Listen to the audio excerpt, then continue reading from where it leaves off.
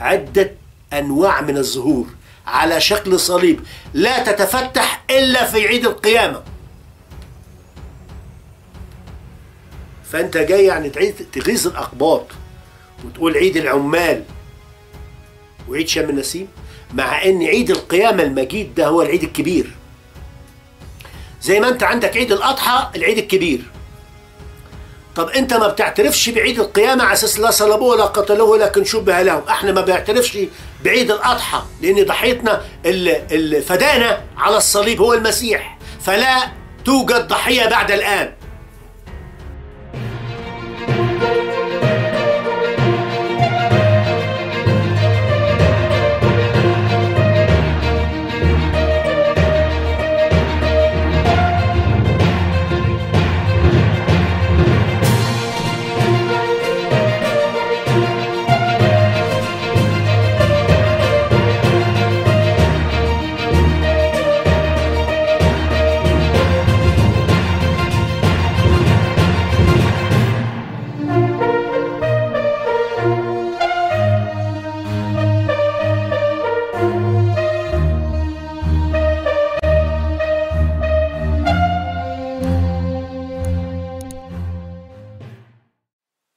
مساء الخير أحبائي في مصر والعالم كله.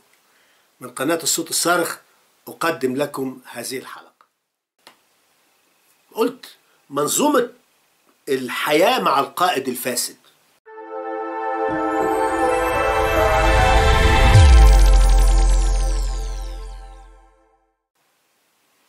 منظومة الحياة مع القائد الفاسد أنا شكلتها إزاي؟ هنا لما في بلادنا طبعا ما فيش نظام مرور خالص. ما فيش نظام مرور خالص. الناس تمشي في النص، حارة يمين حارة شمال، مخطط ما فيش. لا هنا في اوروبا وفي امريكا لا ليك حارة تمشي فيها. ما فيش حاجة اسمها الخط اللي في النص ده تخليه في نص العربية وتمشي عليه. لا انت هنا وفي خط لو انت عايز تعدي من عربية الخط المقطع تعدي عربية. لو ده خط متصل لا ما ينفعش تطلع الحارة التانية وتعدي عربية قصادك، ما ينفعش.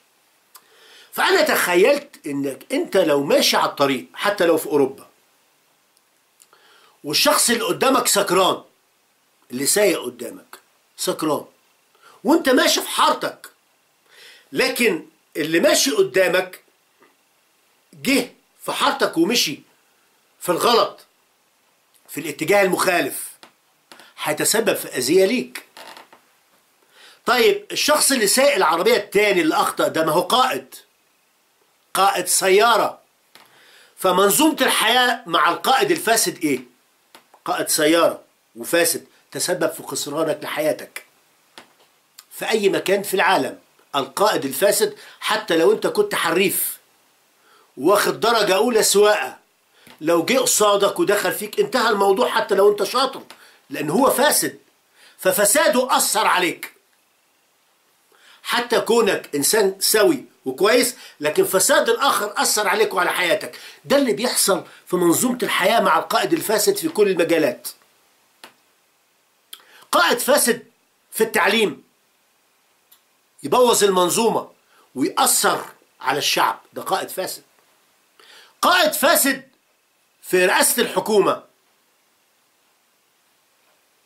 يأثر على الحكومة وعلى الوزراء. قائد فاسد في مجلس الشعب يزور إرادة الشعب. قائد فاسد في الاقتصاد يخلي البلد تتداين ويأثر على رفاهية الإنسان. فمنظومة الحياة مع القائد الفاسد بتاخدها من القمة للقاع، من فوق لتحت. أي فساد في أي مجال في طريق مسيرتك بيأثر عليك. طبعا حدث ولا حرج بالنسبة للمرور في مصر، يعني شكرا ما فيش أي قواعد للمرور خالص. يعني أنا لما جيت في أوروبا هنا اتعلمت المرور الصح إزاي، لدرجة إن أنا أخشى إن أنا لو رجعت مصر ما أعرفش أسوق وسط البشر دي اللي ماشية بدون نظام بتلعب أتاري في الطريق.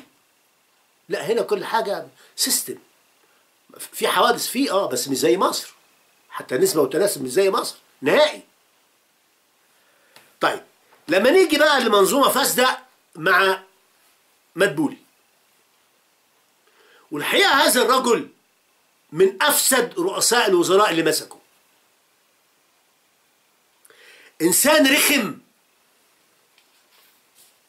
مليء بالتعصب، عنده ازبهلال كده غير طبيعي، ونفسه شريرة ممتلئة شر. الأستاذة هند مختار كتبت المقال ده في اليوم السابع، صورة طبعا، فبيحدد الراجل بيقول لك الأحد والاثنين 5 و6 مايو أجازة رسمية بمناسبة عيد العمال وشم النسيم.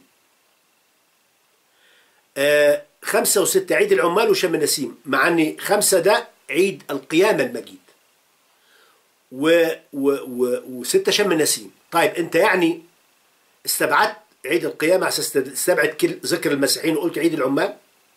طب انا بقى بقول لك بقى ان شم النسيم ده عيد مسيحي، عيد قبطي اساسا. هيطلع لك اللي يطلع ويقول لك ده من ايام الفراعنة. حتى لو من ايام الفراعنة، ده تابع للاقباط، مش تابع اللي جايين من جزيرة العرب. فانت شم النسيم ده احنا بنقول بعد قيامة المسيح ازدهرت الاوراق.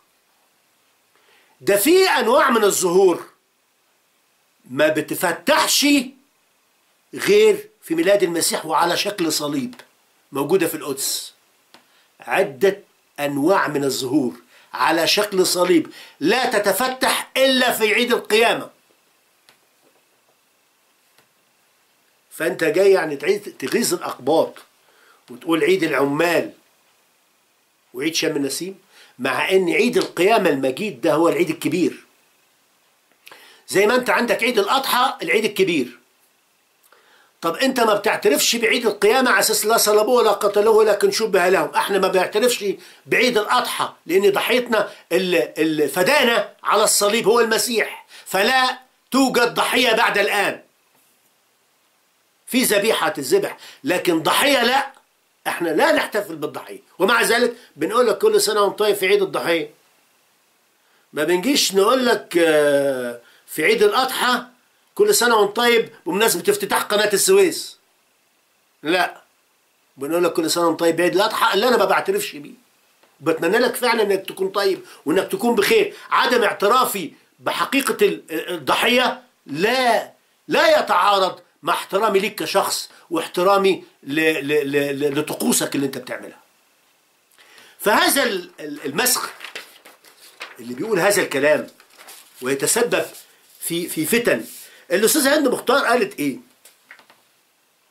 أصدر الدكتور مصطفى مدبولي رئيس مجلس الوزراء قرارا بأن يكون يوم الثلاث الموافق 7 يناير 25 ده كمان 7 يناير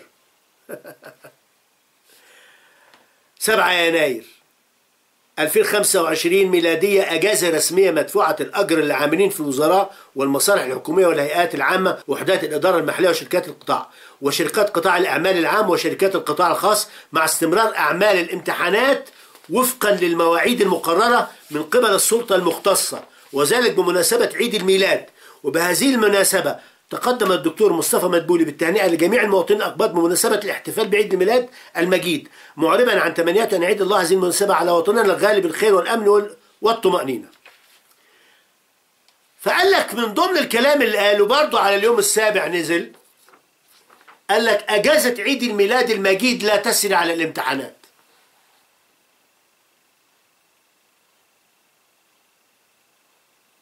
طب يا نظام زبالة، هو في حد بيعمل امتحان يوم أجازة؟ يعني 7 يناير ده أجازة رسمية للمسلمين والمسيحيين، إزاي هتعمل فيه امتحانات؟ هل أنت بتعمل قبل عيد الأضحى أو عيد رمضان امتحانات؟ ده أنت بتفضي 5 أيام و6 أيام قبلها وبعدها.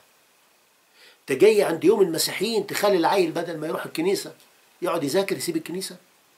أنت يا أيها المشوه نفسيا، أيها المريض نفسيا، مبلول أفندي، مريض نفسيا، أنت مريض نفسيا وأخلاقيا، ولا تستحق أن تكون على رأس حكومة في مصر. لكن هنقول إيه؟ هو الفاشل هيختار مين غير فشل زيه، والمتعصب هيختار مين غير متعصبين زيه.